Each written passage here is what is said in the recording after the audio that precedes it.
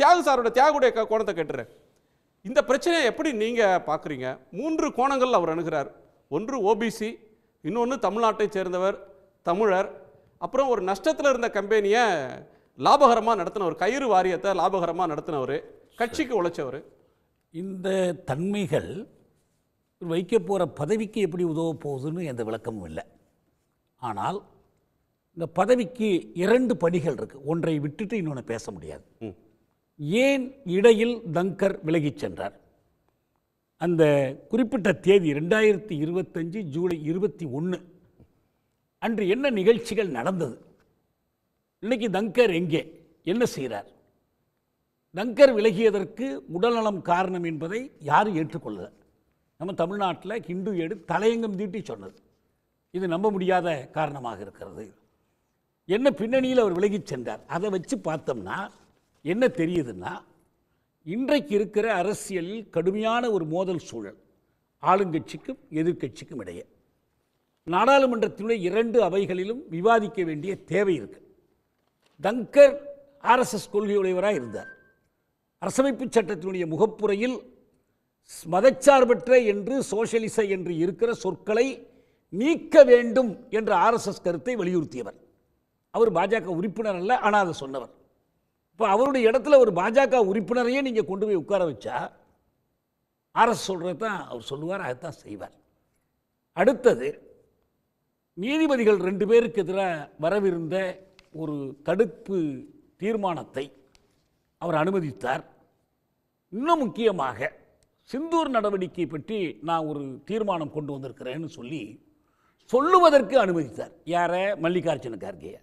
இது எதையுமே ஆர்எஸ்எஸ் விரும்பவில்லை, மோடி விரும்பவில்லை. அவரை பதவி விலகுமாறு நிர்பந்தித்தார்கள். நான் இப்போ என்ன சொல்கிறேன்னா, இந்த இசிஐ பற்றி, தேர்தல் ஆணையம் பற்றி வந்திருக்கிற பிரச்சனைகள், பல்வேறு கடுமையான வெப்பத்தை தூண்டக்கூடிய விஷயங்கள் நாட்டில் நடந்து கொண்டிருக்கு, விவாதங்கள் நடந்து கொண்டிருக்கு. இந்த நேரத்தில் நீங்கள் மாநிலங்களவைக்கு ஒரு வெளிப்படையான கட்சிக்காரரை, கட்சி வேட்பாளராக தேர்தலில் நின்றவரை, அந்த கட்சிக்கு தன்னை முழுமையாக ஒப்பு கொடுத்தவர் என்பதை நண்பர் இப்போ எடுத்துக்காட்டினார். அதற்கு பதிலாக 2 தரப்பும் ஏற்றுக்கொள்ளக்கூடிய ஒரு பொதுவானவரை, ஏன்னு சொன்னால் குடியரசு துணைத் தலைவர் பதவிக்கு பெரிய அதிகாரம் இல்லை, அது வெறும் பொம்மை பதவி. ஆனால் குடியரசுத் தலைவரே இல்லாமல் போனால் மட்டும்தான் அதுக்கு ஒரு அதிகாரம் வரும், 6 மாதத்துக்கு வரும், அதுக்கு மேலே வராது. ஆனால் இந்த மாநிலங்களவையினுடைய அவைத்தலைவர் பதவி இருக்குது பாருங்கள், அது மிக முக்கியமான ஒரு பதவி. அதற்கு யாரை நீங்கள் கொண்டுட்டு வரணும்? 2 தரப்பையும் சமச்சீராக நடத்தி நடுநிலை, அதுக்கு நடுநிலை தேவை. அப்படி ஒருவரை நீங்கள் வேட்பாளராக முன்வைத்திருந்தால், அவர் தமிழராக இருந்தாலும் சரி, பீகாரியாக இருந்தாலும் சரி, எல்லா கட்சிகளையும் கூட்டி பேசி ஒரு பொது கருத்தின் அடிப்படையில் ஏதோ ஒருத்தர் 2 பேர் மாறுபடலாம், பெரும்பாலான கட்சிகளை கொண்டு நீங்கள் எடுக்கலாம். நான் என்ன உங்களுக்கு நினைவுபடுத்த விரும்புகிறேன்னா, 1987 ஜூலை 16 அன்றைக்கு அன்றைக்கி வெங்கட்ராமன் காங்கிரஸ் வேட்பாளராக நிறுத்தப்பட்டார். எதிர்க்கட்சிகள் எல்லோரும் சேர்ந்து முன்னாள் நீதிபதி விஆர் கிருஷ்ணய்யரை நிறுத்தினாங்க. கிருஷ்ணய்யர் இந்த கட்சியை சேர்ந்தவர் அல்ல, அவருக்கு எல்லோருக்கும் தெரியும் அவர் ஒரு நீதிமன்ற மாண்புகளை கடைபிடிக்கக்கூடியவர். ஆனால் அவர் என்ன செஞ்சார்னா, ஒவ்வொரு வாக்காளருக்கும் கடிதம் எழுதினார்.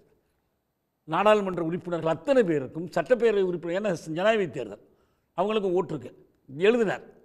இந்த கான்ஸ்டிடியூஷனல் டியூட்டிஸுங்கிறது என்ன, பவர்ஸுங்கிறது என்ன, பிரசிடென்ட் எப்படி செயல்படணும், இதை பற்றி சட்டம் என்ன சொல்லுது, தீர்ப்புகள் என்ன சொல்லுது, எல்லோருக்கும் விரிவான ஒரு நாடு முழுவதும் ஒரு விரிவான ஒரு பரப்புரை செய்தார். அப்போ ஆனால் வெங்கட்ராமன் 7,40,000 ஓட்டு வாங்கினார், இவர் 2,81,000 தான் வாங்குறார். தோற்று போகிறது தெரிஞ்சாலும் இப்போ கூட நம்ம என்ன சொல்கிறோம்னா, இப்படி ஒரு சூழ்நிலையில் ஒரு வெளிப்படையான ஆர்எஸ்எஸ் பிஜேபி ஆள் இந்த தலைவர் பதவிக்கு வருவதை தோற்கடிக்க முடியுதோ இல்லையோ கண்டிப்பாக எதிர்த்தார். எதிர்ப்பது என்பது தங்கருடைய அந்த எதிர்மறை கூறுகள் இருக்கு பாருங்க, அதற்கான எதிர்ப்பு.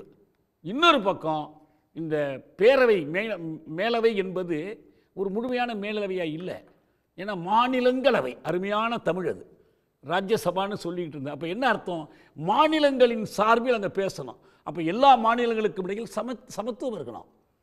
இதே குடியரசுத் தலைவர் பதவி அமெரிக்காவில், அவர் தான் செனட் தலைவருங்க. செனட்டுடைய அவைத்தலைவர் யாருன்னா அமெரிக்காவுடைய குடியரசுத் தலைவர் தான், துணைத் தலைவர் தான் இருக்கிறார். ஆனால் அந்த செனட் போல், அந்த செனட்டில் 50 ஸ்டேட்ஸ், 50 நாடுகள், ஒவ்வொன்றுக்கும் 2 உறுப்பினர் தான். மாகாணங்கள். அது மாகாணம் நம்ம ஊரில் சொல்கிறோம். நீங்கள் states, united states of America Tamil சொல்லுங்கள்.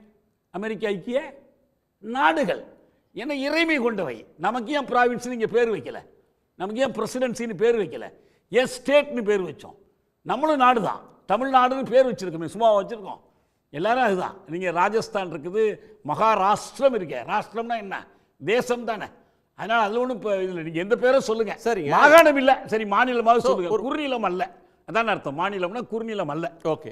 ஒரு அரசியல் ரீதியாக இதை அணுகணும். அரசியல் ரீதியாக தோற்கிறது ஜெயிக்கிறதுன்னு பார்க்காம எதிர்த்து நிற்கிறது அரசியல் கடமை, இந்த கட்சிகளோட கடமை. பதவியை இந்த கட்சி எப்படி பயன்படுத்தி இருக்குங்கிறத நம்ம எடுத்து காட்டணும். இதுக்கு முந்தி 2 பேர் விலகினாங்க. விவி கிரி ஒரு முறை விலகினார். ஏன்னா அவர் அடுத்து பிரசிடென்ட் எலெக்ஷன் நிறுத்துறதுக்காக கொண்டு போய் இந்திரா காந்தி அவரை விலகச் சொல்லி கொண்டு நிறுத்தினாங்க. இவர் வெங்கட்ராமன் விலகினார், துணை குடியரசுத் தலைவர் பதவியிலிருந்து விலகி. இப்போ அப்பையெல்லாம் இல்லாத அளவுக்கு இதான் ரொம்ப முக்கியமாக கருதுகிறேன். அரசியல் களம் 2 துருவங்களாக கடுமையாக பிரிந்து கிடக்கிறது. வீதிக்கு வந்து மக்கள் போராடி கொண்டிருக்கிறாங்க. நடுநிலையை பற்றி கடந்த காலத்தில் கேள்வி எழுப்பப்படாத, பெரும்பாலும் கேள்வி எழுப்பப்படாத தேர்தல் ஆணையம் இன்றைக்கு கேள்விக்குரியதாக மாறி இருக்கு. ஓட்டு திருடிகள்ங்கிற பெயரையே எதிர்க்கட்சி தலைவர் கொடுத்திருக்கார், ஓட்சோரி. இந்த சூழ்நிலையில் குறைந்தது இந்த மாநிலங்களவையில், நாடாளுமன்றத்தின் ஒரு பகுதியாக இருக்கிற மாநிலங்களவையில் 2 தரப்பும் ஏற்றுக்கொள்ளக்கூடிய, நடுநிலை வைக்கக்கூடிய ஒரு வேட்பாளரை நிறுத்தி இருக்கணும். நிறுத்த தவறியதால் இப்போ என்ன பண்ண வேண்டியிருக்குன்னா, நடைமுறையில் எப்படி சாத்தியம்? இப்போ வந்து ஒரு பிசி அலெக்சாண்டர் மாதிரி ஆட்கள் போனாங்க. அடுத்து நீங்கள் ஹமீத் அன்சாரி மாதிரி, ப்ரொஃபஸர் ஹமீத் அன்சாரி மாதிரி உள்ளவங்க நேரடி அரசியல் கட்சி உறுப்பினர்களில் பொதுவான இன்டெலெக்சுவல்ன்ற முறையில் இருந்தாங்க.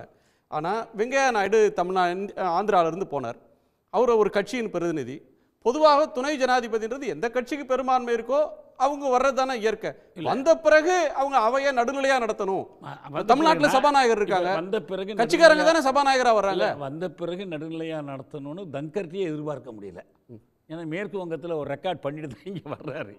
இப்போ நான் சொல்கிறது என்னென்னா, பாஜகவுக்கு நாடாளுமன்ற ஜனநாயகத்தில் எதிர்க்கட்சிகளுடைய வாதிடும் உரிமையில் நம்பிக்கை இருக்குதா? இருக்குமானால் அவங்க இப்படி ஒருத்தரை முன்னிறுத்தட்டும். எதிர்க்கட்சிகளையும் கூட்டி பேசியிருக்கணும்.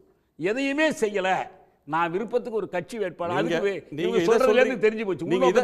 நீங்க இதை சொல்றீங்க.